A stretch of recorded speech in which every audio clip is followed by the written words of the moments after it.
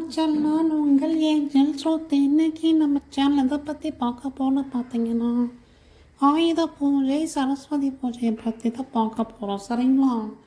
இன்னும் நம்ம சேனலை யாரெல்லாம் சப்ஸ்கிரைப் பண்ண வைக்கணும், சப்ஸ்கிரைப் பண்ணிவிட்டு பக்கத்தில் இருக்கக்கூடிய பெல் ஐக்கானை கிளிக் பண்ணி ஆல் கொடுத்துக்குவோங்க.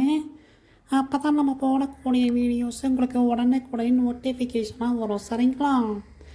இப்போ ஆயுத பூஜை என்னன்னு பார்த்தீங்கன்னா, ஆயுதங்களுக்கு நம்ம படைக்கிறது தான் ஆயுத பூஜை.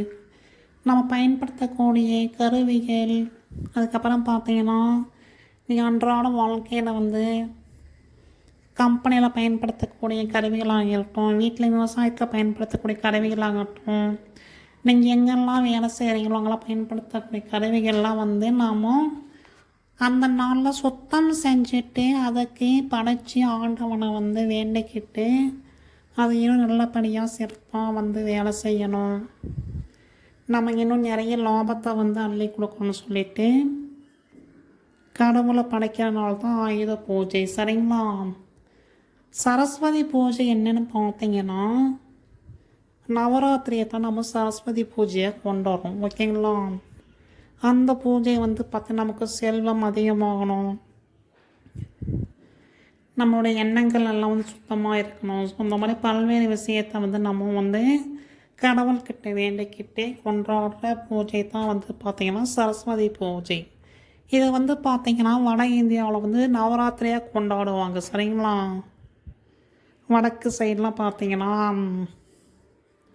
மகாராஷ்டிரா, குஜராத்து, பஞ்சாபு இந்த மாதிரி வட இந்தியா பார்த்திங்க அப்படின்னா நவராத்திரி கொண்டாடுவாங்க. அந்த பக்கம் சரஸ்வதி பூஜை கொண்டாட மாட்டாங்க. சரிங்களா?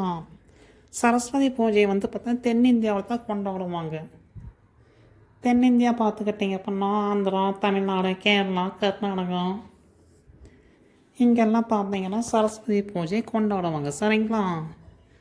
இது தான் ஆயுத பூஜைக்கும் சரஸ்வதி பூஜைக்கும் இருக்கக்கூடிய வித்தியாசம். இன்னும் யாரெல்லாம் இதை பற்றி தெரிஞ்சிக்காமல் இருக்கீங்களோ தெரிஞ்சுக்குவோங்க. சரிங்களா? ஆயுத பூஜைனா என்ன, சரஸ்வதி பூஜை என்ன, எதுக்காக நம்ம இதை கொண்டாடுறோம் அப்படின்னு தெரிஞ்சுக்கிட்டு நம்மளுடைய கலாச்சாரத்தை நீங்கள் பின்பற்றும் போது நம்மளுடைய தலைமுறைக்கு சொல்லி கொடுத்து அவங்களையே பார்த்திங்கன்னா இதில் முழு ஈடுபாடோடு செயல்பட வைக்க முடியும். சரிங்களா?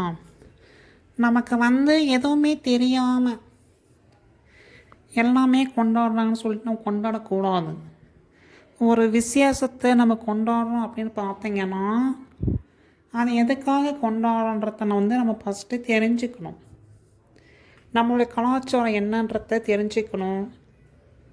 அது தெரிஞ்சுக்கிட்டு அதை சரியான முறையில் தெரியாதவங்களுக்கு சொல்லி கொடுக்கணும். சரிங்களா? நமக்கு ஒரு விஷயம் தெரியுது அப்படின்னா அதை 4 பேருக்கு சொல்லி கொடுத்தீங்கன்னா நம்மளுடைய தமிழுடைய கலாச்சாரம், பண்பு இது எல்லாமே அடுத்த கட்ட தலைமுறைக்கு போய் சேரும். நமக்கும் எதுவும் தெரியாமல் யாருக்கும் சொல்லித்தராமல் இருக்கும்போது பார்த்திங்கன்னா ஏதோ எல்லாரும் கொண்டாடுறாங்க அப்படின்ட்டு நாமளும் கொண்டாடிட்டு இருப்போம். சும்மா வீட்டில் பூஜை போட்டுட்டேன், பொரிக்கல்ல சாப்பிட்டுட்டேன், ஸ்வீட் சாப்பிட்டுட்டேன் இருக்கிறத மட்டும் ஆயுத பூஜை கிடையாது. கல்வியுடைய செல்வத்தை பெருக்கிறதுக்கு ஆயுத பூஜை இந்த நாளில் எல்லோரும் உங்களுடைய புத்தகத்தை கடவுள் முன்னாடி வச்சு அதுக்கு பூஜை செய்து நீங்கள் படைக்கும் போது பார்த்தீங்கன்னா உங்களுக்கு கல்வியோடைய செல்வம் அதிகரிக்கும். சிறந்ததிலே செவிச்செல்வத்திலே சிறந்த செல்வம் கல்வி செல்வம். நீங்கள் கல்வியில் சிறந்த முறையில் படித்தீங்கன்னா உங்களுடைய எதிர்காலத்தில் நீங்கள் யாரையும் நம்பி இருக்க வேண்டிய அவசியம் கிடையாது. உங்களுடைய கல்வியை உங்களுடைய அடுத்த கட்ட வாழ்க்கைக்கு கொண்டு செல்லும். சரிங்களா?